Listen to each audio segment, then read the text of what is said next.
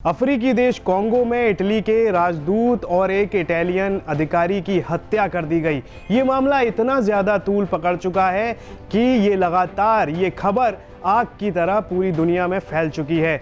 जब भी किसी राजदूत की हत्या की जाती है या उससे जुड़े हुए मामले होते हैं अपराध के, तो वे बहुत तेज़ी से तूल पकड़ते हैं, क्योंकि ये दो देशों के बीच एक गंभीर मसला बन जाता है। क्योंकि दोनों देशों के जो राजनीतिक या कूटनीतिक संबंध होते हैं वे काफ़ी हद तक निर्भर करते हैं। राजदूत को सुरक्षा देना उस देश का काम होता है।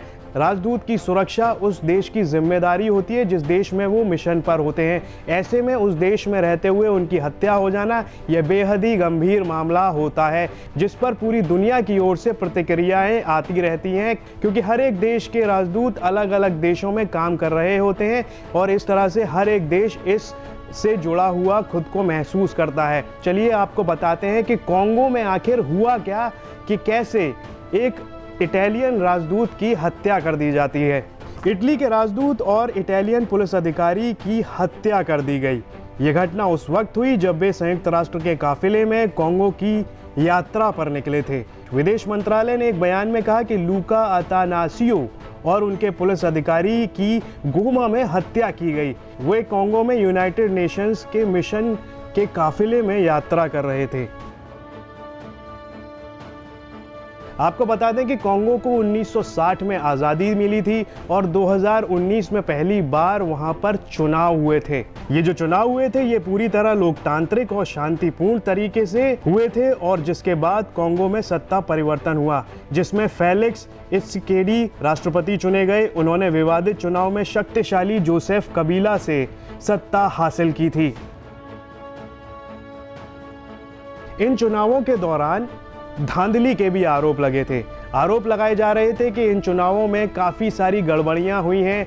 ये जो सत्ता परिवर्तन हुआ है इसमें सत्ता को गलत तरीके से हासिल किया गया है। जोसेफ कबीले पर त्सिसेकेडी को सत्ताधीन कराने के लिए एक सीक्रेट समझौता करने के भी आरोप लगे, लेकिन कथित तौर पर लीक हुए चुनावी आंकड़ों में अपोजिशन उम्मीदवार को असल में जीत मिल गई। बता दें कि कॉन्गो में यूनाइटेड नेशन के 15,000 से ज़्यादा सैनिक तैनात हैं। आपको बता दें कि के पूरे पश्चिमी यूरोप के बराबर का एरिया रखने वाले कॉन्गो और संसाधनों से संपन्न कॉन्गो में दशकों तक करप्ट तानाशाही रही है। वहाँ पर कई गृह युद्ध भी हुए, इसके साथ ही कई पड़ोसी देशों से विवाद भी हुए। इसके बाद वहाँ पर शांति स्थापित करने के लिए संयुक्त राष्ट्र मिशन के तहत 15,000 सैनिक तैनात किए गए, जो अब भी वहाँ पर ड्यूटी कर रहे हैं। कॉन्गो अफ्रीका का एक गरीब देश तो है ही।